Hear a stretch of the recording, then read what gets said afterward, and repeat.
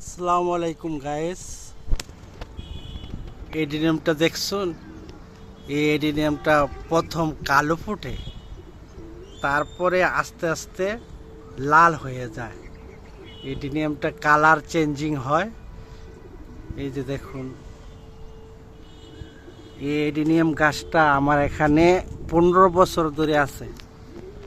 এটা সাইজটা দেখুন, সাইজটা দেখলে বুঝতে পারবেন। 15 বছর বয়স হয়েছে ইনশাল্লাহ। গাছটাতে প্রচুর ফুল দিয়েছে। দেখুন,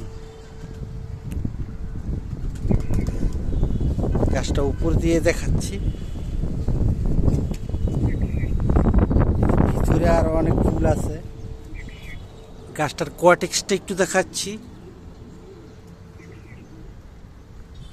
কোয়াটিক্সটা ক্যামেরা আসতেছে না। আসসালামু আলাইকুম।